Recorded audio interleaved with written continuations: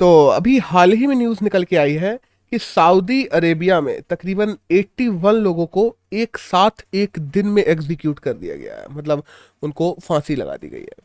और अभी तक का अगर बिगेस्ट मास एग्जीक्यूशन कहा जाए तो यही है सऊदी अरेबिया के द्वारा।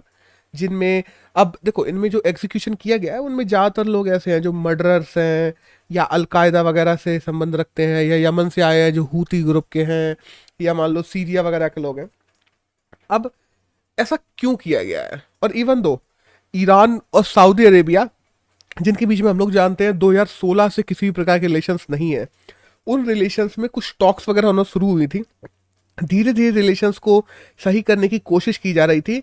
बट ये जो 81 लोगों के एग्जीक्यूशन की जैसे ही न्यूज़ आई है, ईरान के द्वारा यूनिलेटरली सस्पेंड कर दिया गया इन पूरी टॉक्स को। अब देखो, इनमें प्रॉब्लम क्या है, इस पूरे को हम लोग यहाँ पे डिफाइन करते हैं कि हिस्ट्री में कैसी कैसी रहे हैं। तो देखो, जब हम बात करते हैं गल्फ कंट्रीज की, तो 7 कंट्रीज है जो आती हैं। सऊदी अरेबिया आती है, ईरान आती है, इराक आती है, कतर आती है और कुवैत आती है। ये मतलब बेसिकली यही सारी कंट्रीज आती हैं। अब इनमें प्रॉब्लम्स क्या है? इनमें ज़्यादातर कंट्रीज में बहुत सारे एग्जीक्यूशंस तो होते रहे हैं पहले भी। ऐसा तो है नहीं कि पहली बार एग्जीक्यूशंस हुए हैं। ऐसा क्या हो गया जो अभी प्रॉब्लम है? तो देखो, सऊदी अरेबिया पे ह्यूमन राइट्स और फ्रीडम सस्पेंशन के पहले भी चार्जेस लग चुके हैं। और सऊदी अरेबिया का कहना यह है कि किडनैपिंग हो गई, रेप हो गया, टॉर्चर हो गया। मतलब सोच रहे हो, किडनैपिंग और टॉर्चर जैसे छोटे, जो इंडिया में बेसिकली अगर हम इंडिया से कंपेयर करें तो इनको बहुत छोटा क्राइम माना जाता है। ऐसे क्राइम तक के लिए सऊदी अरेबिया का कहना यह है कि हम स्टेबिलिटी चाहते हैं, हम दुनिया में स्टेबिलिटी चाहते हैं, इसीलिए हम इन लोगों को एग्जीक्यूट कर रहे हैं।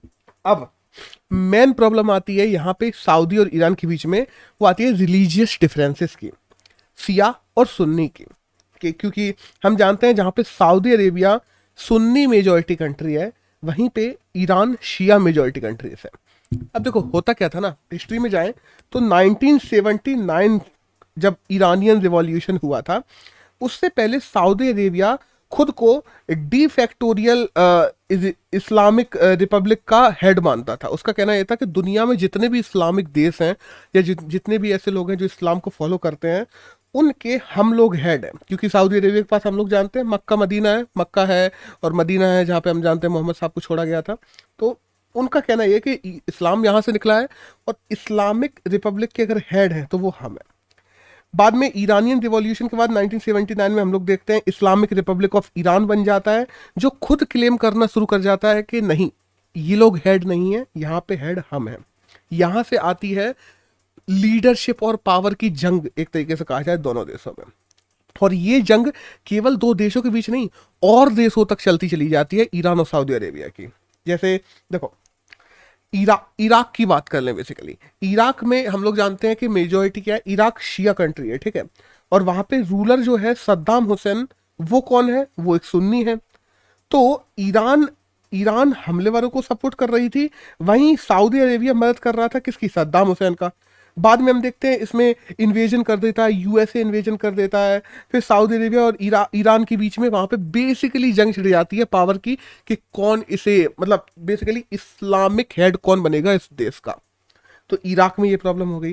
साथ साथ में हम देखते हैं कि यहाँ पे देख लें, बशर अल असद की बात कर लें तो देखो, सीरिया में बशर अल असद को सपोर्ट कर रहा था कौन? ईरान, ठीक है।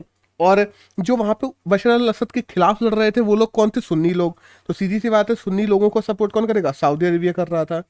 ऐसे ही हम लोग बात करें बहरीन में जो किंग हमाद हैं, किंग हमाद को सऊदी अरेबिया सपोर्ट कर रहा था।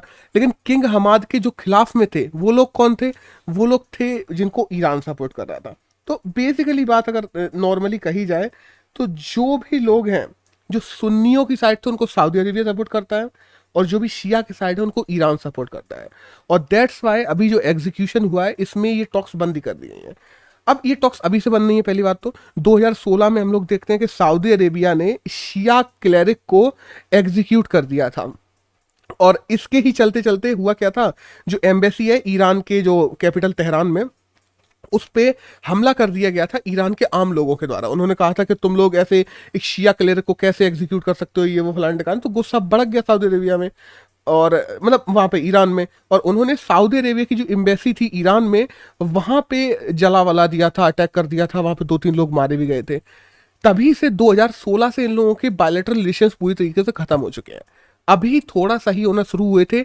5 राउंड की टॉक हो चुकी थी, 6वें राउंड की जो टॉक है वो होने वाली थी, अभी ईरान में ही होने वाली थी, ईरान के बगदाद में होने वाली थी बेसिकली। लेकिन इस टॉक को भी अभी सस्पेंड कर दिया गया है just because of Saudi Arabia में ने जो एग्जीक्यूशन किया है 81 लोगों का, उसमें केवल शिया नहीं है, सुन्नी लोग भी हैं, सारे लोग हैं। तो दैट्स वाई। तो दैट्स ऑल। बस सिया सुन्नी विवाद की अगर बात की जाए इस समय जो ईरान और सऊदी अरेबिया के बीच में चल रहा है वो यही है, और न्यूज़ में तो बस इतना ही था।